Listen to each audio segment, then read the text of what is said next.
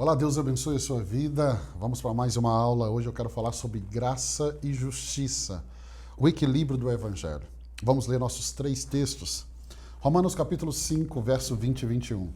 A lei foi introduzida para que a transgressão aumentasse, mas onde aumentou o pecado, transbordou a graça, a fim de que, assim como o pecado reinou na morte, também a graça reine pela justiça, para conceder vida eterna mediante Jesus Cristo, nosso Senhor. Agora nós vamos na carta do apóstolo Paulo a Tito, capítulo 2, verso 11 e 14. Porque a graça de Deus se manifestou, salvadora a todos os homens. Ela nos ensina a renunciar à impiedade e às paixões mundanas, e a viver de maneira sensata, justa e piedosa nesta era presente, enquanto aguardamos a bendita esperança, a gloriosa manifestação de nosso grande Deus e Salvador Jesus Cristo. Ele se entregou por nós para nos remir de toda maldade e purificar para si mesmo um povo particularmente seu, dedicado às boas obras. Agora, Efésios capítulo 2, verso 8 e 10. Pois vocês são salvos pela graça, por meio da fé. E isso não vem de vós, é dom de Deus. Não para as obras, para que ninguém se glorie. Porque somos criação de Deus, realizada em Cristo Jesus para fazermos boas obras, as quais Deus preparou antes para que nós a praticássemos. A graça, ela não anula a justiça, pelo contrário, ela cumpre. E os textos que lemos é tão claro sobre isso. Vamos entender. A graça não é a suspensão da justiça. Aqui está o erro. Pessoas acham que graça é Deus suspendendo a justiça. Não. Graça não é a suspensão da justiça. Ela é a sua realização perfeita em Cristo Jesus. Então, Paulo afirma que a graça reina pela justiça. Romanos 5, 21. Então, só tem graça porque houve justiça. Mostrando que esses dois elementos não são opostos, mas eles são complementares. Wayne Grudem vai dizer assim: a graça não ignora a justiça. Ela a satisfaz através da obra substitutiva de Cristo. Então a justiça exigiu que o pecado fosse punido. A graça ofereceu o Filho como aquele que pagaria o preço. Então a justiça, ela exige, o pecado precisa ser punido. Vem a graça e oferece o Filho, Jesus, para pagar o preço. Por isso o Evangelho, ele não é uma mensagem de um Deus que ignora o pecado. Deus, ele não está ignorando o pecado. Mas Deus é um Deus lidando com o pecado lá na cruz. Então você quer saber como que Deus lida com o pecado? Olha para a cruz. Então, de modo que ele permanece justo e justificador. Agostinho vai dizer assim: a graça é a justiça de Deus exercida em favor de quem não a merece. Então, na cruz, Deus não abandonou a justiça. Pelo contrário, ele a cumpriu para que a graça pudesse ser dada a mim e a você. Então, salvação é pela graça, mas ela exige transformação. Efésios 2, 8, 9 vai nos lembrar que a salvação é totalmente pela graça. Ele vai dizer: não vem de vós, não vem por obras. Por isso que o verso 10 de Efésios 2 mostra que essa graça, ela não é estéril. Ela vai dizer: somos criação de Deus para boas obras. Então a graça que salva é a mesma graça que transforma. Então entenda, não existe graça que deixe o homem como ele estava. Então, Bonhoeffer vai falar da graça barata, que é o que muitos têm ensinado, uma graça que não gera transformação. Então, não existe graça que salva que não transforma, porque a mesma graça que salva é a mesma graça que gera transformação. Então não existe graça que vai deixar o homem como ele estava. Não existe uma graça que é neutra. Não existe uma graça que salva sem santificar quem ela salvou. Tito 2, 11 e 12 declara que a graça, ela ensina. Nós lemos aqui. Ela ensina o quê? A renunciar à impiedade, a abandonar as paixões mundanas, a viver de forma justa, a caminhar em santidade.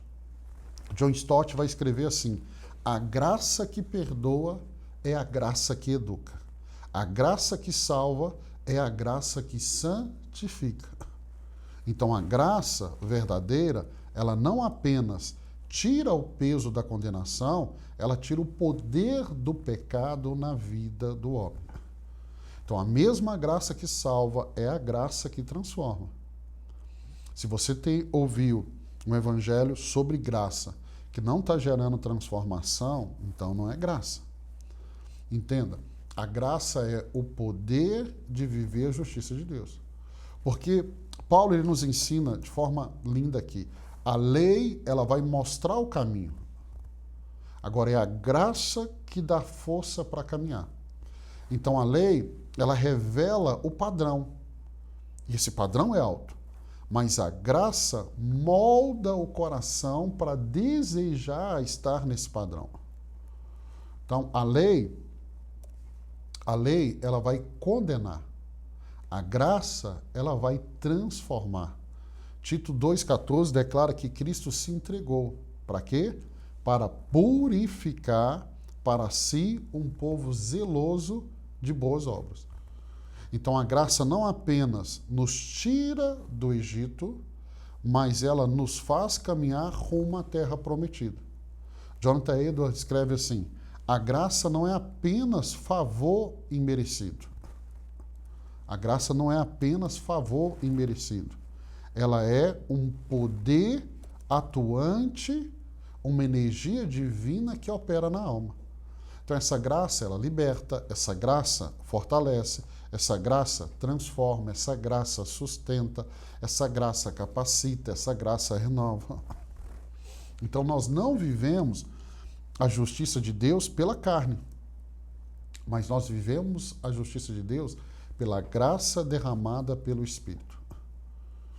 Então, se a gente pegar Gálatas capítulo 5, e eu vou abrir aqui para a gente ler, Gálatas capítulo 5, e é muito interessante o que Paulo escreve aqui. Deixa eu abrir Gálatas capítulo 5. Se você quiser dar uma pausa no vídeo para você abrir também, porque Gálatas 5 é muito interessante. O verso 16 e 18 diz assim, ó. Olha o que Paulo vai nos ensinar. Por isso digo, vivam pelo Espírito e de modo nenhum satisfarão os desejos da carne. Pois a carne deseja o que é contra o Espírito. O Espírito, o que é contra a carne. Eles estão em conflito um com o outro, de modo que vocês não fazem o que desejam. Todavia, se vocês são conduzidos pelo Espírito, não estão debaixo da lei. E aí ele vai falar quais são as obras da carne e quais são as obras do Espírito. Então, isso fica muito claro. Isso fica muito claro. Nós não vivemos a justiça pela carne, porque se formos viver pela carne, nós seríamos conduzidos para as obras da carne. Mas é a graça derramada pelo Espírito. Nós vivemos pelo Espírito. Por isso que Paulo vai dizer, a lei, ela aponta o pecado. A graça, ela oferece a solução do pecado. Então, Romanos 5,20, Paulo diz assim, a lei foi introduzida para que a transgressão aumentasse. Então, ele não está dizendo que a lei é má. E Paulo vai explicar isso de forma tão clara. Ele não está dizendo assim, a lei é má.